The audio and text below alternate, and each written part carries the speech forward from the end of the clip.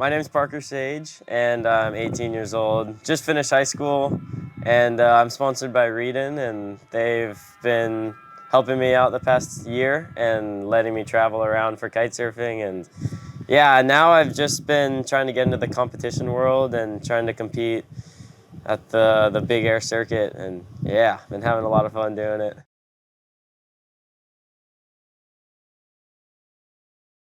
Parker Sage in the house straight from Hawaii. Yes, sir. It's so nice to have you over here in Tarifa. Yeah. How are you doing, man? Amazing, man. It's just been the dream, been kiting every day, strong Levante wind, and yeah, I couldn't be happier. We can really see your passion, like throwing down all of those big tricks during Full Power, for example. Was Fullpowertarifa your first kite competition? I'd say it was like my first big one because I've had some like little local competitions around Hawaii and some also in Hood River in Oregon. But yeah, in the U.S., kite surfing scene is quite small, so it's good to get out here. Have you been in the Big Air Kite League in Hood River? Yeah. Is that possible? Yeah, I saw that one. Yes, yeah, I flew out to Hood River for this one, and that was like first real competition, and then this one felt proper, like people on the beach and like cameras and interviews and all this kind of stuff. Like, yeah, it was sick. Amazing. So talking about Fullpowertarifa, how did you get in? I made an entry video and then got into the Pro 2 division, and I talked to some of the guys at Schroeder, and they were like, yeah, like let's send you out there, let's do it. And I was like, sick, let's go. And I was so hyped. I was like, yeah, super excited already. So Schroeder supported you on the whole trip, because I imagine it's quite an expensive flight and everything. This is the only downside living in Hawaii is when you want to travel, like especially for Europe side, it's quite a ways, and yeah, quite expensive also. So yeah, I really appreciate like Schroeder just helping me out with all the flights and getting me out here. And you come from the island of Oahu, right? yes, yeah. And that's the capital island of Hawaii, if I'm not mistaken. Yeah, and where I live is like the surfing state. It's just all surfing. Like if you're a surfer, you're the man pretty much. And like I do surf. I grew up surfing, but yeah, I kind of fell in love with the wind sports also. And yeah, it's not crazy windy where I live. I'd say we get trade winds, which can be around like a lighter wind, like 15 knots or so. So I don't have a lot of like big air sessions, but yeah, mostly kite surfing. You got the progression sessions on the big kite? Yep, yeah, I use my 12 meter a lot, and yeah, just practice, old school tricks. And that's what gets you ready to throw down in stronger winds, right? Yeah, especially like when I see stronger wind, I'm really hungry. Like I just want to go all day and like stay out as long as I can and just try all these new things. Like, yeah, when I see the strong wind, I take as much advantage as I can, Parker, congratulations, you finished on the podium. You won basically Pro 2 division of Fullpowertarifa. How did that feel? Yeah, it was amazing, man. It was just like seeing all the people on the beach and everyone congratulating me. I couldn't have been happier. And yeah, my parents were also super stoked because they've been following my whole journey, of course. And yeah, I was beyond stoked, just super, super happy. Yeah, in the Pro 2, our first heat was at 8 in the morning, and we're all getting ready, and we see the heats, and I'm competing with one of my best friends, Zach, and he's also from the U.S. And Zach Adams, right? Yes, yeah, he lives in Hood River, Oregon, and we were both like looking at each other on the beach, like, oh, we got the first heat together. The pressure was on, and yeah, it was so fun to compete all day with him, and again, you met him again in the final as well. Yeah. So I beat him in the first round, and then I was like, I'll see you in the final, and he was like, yeah, let's do it, and then I see him in the final, and yeah, it was just fun to compete with like such a close friend, I can really imagine. Now that's a big pleasure, right? Mm-hmm. Yeah, it makes it more fun, way more enjoyable. And I can imagine that it even felt like a training session in the end, a little bit. Because you're training together a lot, right? Always kiting with him, and I kind of knew the tricks he was going to do, so I was like, okay, like I just gotta watch out for this guy, he's kiting really good. Did you have any certain strategy to enter your heats? Because I saw a lot of the young guys were throwing double loops on their 5 meters, and that was basically the strategy for it. And what was your kind of approach for every heat? Yeah, well, I knew the criteria they wanted, like low extremity and all this kind of stuff and heights, and I knew double loops, people were not going as high unless they got a good gust, so I just said like 6 meter, I'm just gonna try to go as big and put the kite as low as I can. Like, And yeah, I just tried to get the height and the kite really low. And first things first, I just did my safety tricks, like a couple simple rotations just to get a little score on the board, just in case I don't land my technical tricks later. Yeah, So you did yeah. massive laid backs, for example. Yeah. You went for the Yannick loop in every heat that you Yeah. did. Like it's a doobie kite loop, right? With a board off. Yeah. A doobie Yeah. contra loop, sorry. It's a doobie contra loop with a board off and with an extra rotation on the way down. This Yeah. one is so stylish. And you Yeah. landed it, besides of one crash, I think you landed it all the time. Yeah. I'm just really familiar with these tricks, and I try to do like, tricks that are, simpler in competition, and so when you're training, you train the harder tricks, and in competition, just do the stuff you're familiar with, so you So land you got it. the scores on the board. Yeah, exactly, yeah. And then once you have a good score on the board, then it's like, okay, let's try like something a little more harder or something you won't land all the time, because you already have a good score, so. Have you ever competed in this strength of wind? No, yeah. I honestly only seen this kind of wind like maybe twice in my life. Like, yeah, once in Cape Town I saw this kind of wind, and then here I was like, man, like I woke up and the windows were just like, blah, blah, like the wind was pumping. And I was like kind of scared. I was like, oh man, this is like proper like 45 knots. And yeah, I was just like, just trying to be safe out there, but also send it as hard as I could.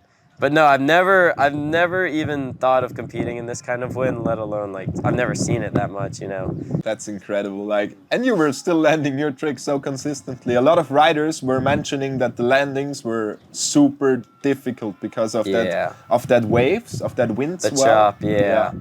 And also on a smaller kite, you land a little harder. You got to fly the kite a little bit better.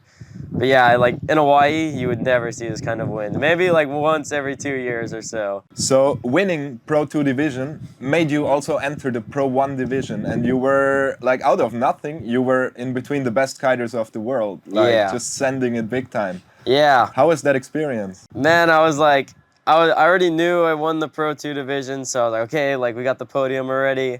And then going into like the Pro 1 division, I was just like, I just wanted to enjoy it. I just like, I'm here, like let's just enjoy this, and just not like be stressed out or anything. So really just soaked in all the fun and just, tried to enjoy myself as much as I could, because that's what we're here for, right? You got to know all the riders? Yeah. I pretty much met all of them already, like Jeremy and those guys, and Lorenzo came out to America and for the bigger kite league, and yeah, we all had a good time out there just kiting and stuff, and it's good to meet like some European like pro kiters. It was nice.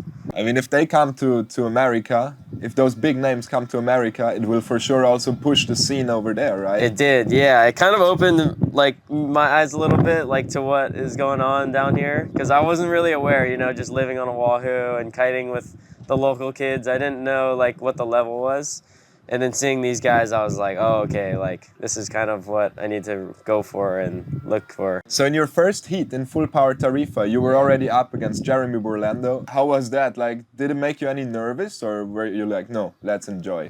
Yeah. I kind of had that mindset, like, okay, like I'm already satisfied, so I wasn't really like stressing out about winning this whole thing. I was just like, I'm just gonna have fun, and yeah, like my first heat, I was like excited more than nervous. I was just like let's go, we're here, like let's do this. And then yeah, like I kited really chill, like kited good, and yeah, I was pretty happy with my performance. But yeah, of course this guy is really good. Like Jeremy is kiting phenomenally.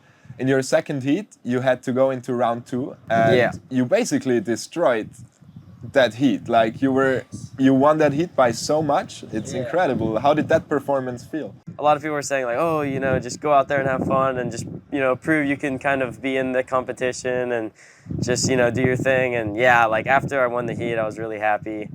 And I was like, okay, let's keep going. Let's see how far we can go. And yeah, I was still like chilling though, just enjoying the day, like, just happy to be there. And make the experience, right? Mm-hmm. Your first very big international competition. I want to be more consistent with tricks and just I think about different strategies while I kite now. So kind of, opens up your eyes a little bit after the comp. I kind of tried to pick off everything that the top guys were doing, just try to watch and learn and really like take it all in, because, I don't want to just like compete and not learn anything from it, And in round 3, you had to go against Josh Gillett, Lucas Gramstrup, and against Gil Vloeg. And Yeah. then, unfortunately, you only could put down 3 tricks in that heat. What happened? I had a plan and everything. I kind of just saw these 3 and was like, okay, they're only going to be doing double loops. And I was just going to, like, I'm not going to throw double loops on my 6. And I was just thinking, like, go big as I can, like, try to get really technical on height, of course. I competed in, like, 8 or 9 heats throughout the day. I started on heat 1 at 8 in the morning, and my kite just unfortunately got a leak, and I had to end early. But you know, these things kind of just happen. I'm always going to have backup kites now. Yeah, I mean, when I see Gil, sometimes he goes to these competitions with 10 kites. Exactly. It's absolutely incredible. Yeah, yeah. Or like Mark Jacobs, when he won the King of the Air, I think he had like even 6 bars. Yeah. Like just for the competition. I mean, it's King of the Air, the biggest comp. In the end, he even won it. But that's just insane. And you really need to have your sponsors behind your back because nobody could ever afford to do something like this. No, for sure, yeah, and it's just unpredictable. Like anything can happen, you know, a line can break, or your gear's sitting on the beach all day long. Like, you know, the sun is hitting it, the wind is hitting it. Just shit can happen, you know. And yeah, it was unfortunate, but it's a good learning curve for me, you know. Yeah. And I mean, anyway, you made it to round 3. That's absolutely incredible. Yeah. You can be so proud of yourself. Like you're still super young. You're 18 years old. Yeah. And you have a super big future ahead of you. Thanks. Yeah. No, I didn't take it to heart or anything. I was just like, okay, like this is it, you know, and then just enjoyed the rest of the day. Yo, by the way, I loved the scene when Josh had his big crash. That was one of the hardest crashes I've ever seen in kite surfing. Yeah, me as well. And then you and Lucas, you just went straight towards him to check on him. This was so cool. Like, this was an eye-opening moment, I think, for a lot of people, like to see that if we're on the water, we're never alone. Like, even if we don't really know the other riders, we just have to look out for each other. I'd never seen anyone go down this hard. I feel like, you know, if it were me, these guys would be on me, watching me already, you know. So I saw him hit the water and was like, had my eyes open, and he waved, and then I immediately went to him to, you know, help him or Big whatever. shout out. He's a tough guy, man. Yeah. He got back out, and like he even tried to kite again, and I was like, man, you're crazy. You're doing so great in your first ever international kite comp. Congratulations on that. Where did you get all of this inspiration from to do something like this? Do you have any idols in kite surfing or in general? Who is supporting you? Who is giving you the inspiration to send it that crazy in 50 knots of wind? When I'm in a certain headspace sometimes, I always go to my dad. You know, he always kind of talks me into a good headspace. And yeah, I really like look up to him and trust him with everything he says. Schroeder has the kite designer and the half owner, so it's ran by Damien and Kevin Langery. And Damien is like almost a second father to me. Like he's helped me out so much throughout my whole kite career.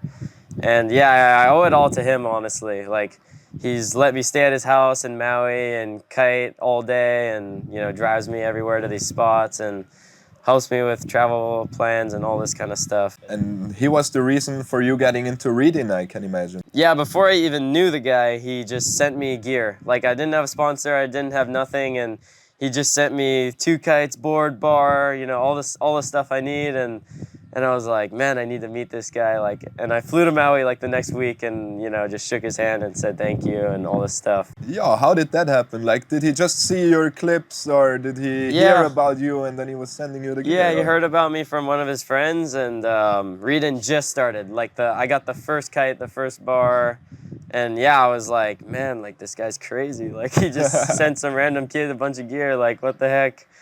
And then, yeah, when I met him, he's like the nicest guy ever. I'm really, really super thankful of him and everything he's done for me. So without Reedon, you would say you wouldn't even be here right now, right? No, not at all. Yeah, probably wouldn't even be kiting as much, like literally, yeah.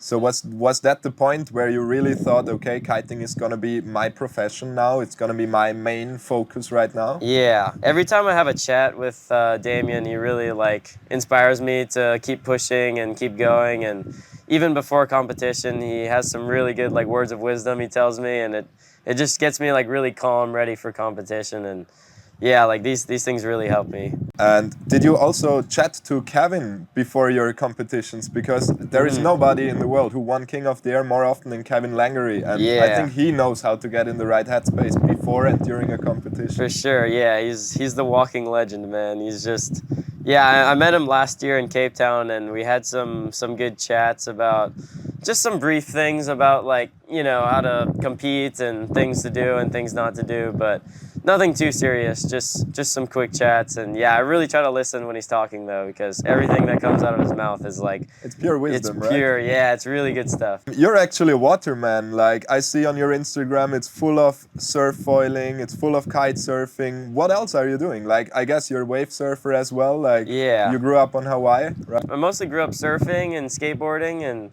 I just kind of do whatever the conditions are providing. So like if the wind is good, I'll go kite, or if the waves are good, go surfing. And a lot of fishing too in Hawaii. And yeah, I just try to do anything and that involves water sports. I just really love the ocean. That's so cool, man. Yeah. I'm actually so jealous. Like, I'm from Austria and we do have a lot of snow over there, but we have no ocean. Yeah. I also saw a clip of you snowboarding. Is it from last winter or from this past month? Yeah, like in Hood River where it's pretty windy, I go there a lot. And yeah, on the top of Mount Hood, they get some good snowboarding.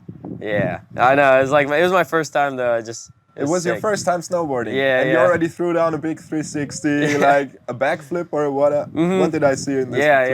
Yeah, that's crazy, man. Yeah, like first week, I got a whole week up there, so I was just like going and going and going, and yeah, it was really fun. I think you're quite talented on boards in general, right? You're a skater, you're a surfer, so any board-related sport might fit you pretty well. Yeah, they all kind of interlink. Like, you know, skateboarding is very similar to snowboarding and the surfing, and it's kind of like a new feel, but not super new. You know, it all feels kind of similar.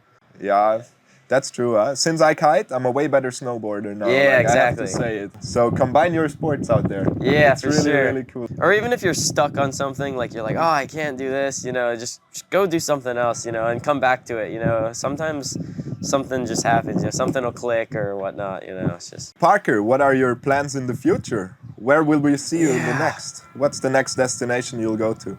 I'm gonna try to entry video for Gran Canaria. So I'm already in Europe, so I really want to try to, you know, shoot my shot at this competition. And, you know, I think just a good entry video and hopefully I get in. But yeah, I'm really gonna push for this. And of course, the life goal is to compete in King of the Air.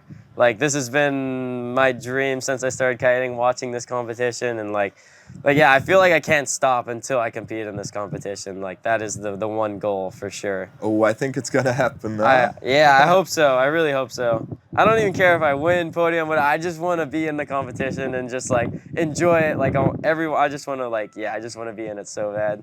Get on the big stage. I mean, with your performance now in full power, I hope the people from GKA, they watch it because you just performed so well and they have to give you a shot like at the GKA for sure. Like, yeah, thank you. Is there a Pro 2 division happening at the GKA? Do you know that already, or is it just gonna be the best 24 like it was in Barcarès? Yeah, I think it's just best 24. Yeah, so. But that's I think you got a pretty good shot there. Yeah. Let's push your entry video a little bit. Yeah, I'm excited too. Reedon's got some really good gear coming out, some good kites, and hopefully some sick double loops coming up. So yeah, I'm ready to go. All right, Parker, thank you so much for being here today with us. Is there anybody specific you want to shout out to, or? Yeah, just huge shout out to Reedon, my sponsor, because yeah, I wouldn't be here without them, and yeah, I owe it all to them. So they really support me throughout my whole journey, and my parents as well. My mom and my dad are super supportive, and I love them dearly, and it wouldn't be anywhere without my parents or my sponsors, so yeah. Amazing. The parents are always the ones that push our dreams and that make everything happen. So thanks very much to all the parents out there. Yes, 100%. Thank you, Parker, for taking your time on a more or less windy day. Yeah. So thanks a lot. I hope we get a kite session in later. Thanks for having me. It was fun. Thank you very much, and hopefully see you soon. Yes, sir. Sick.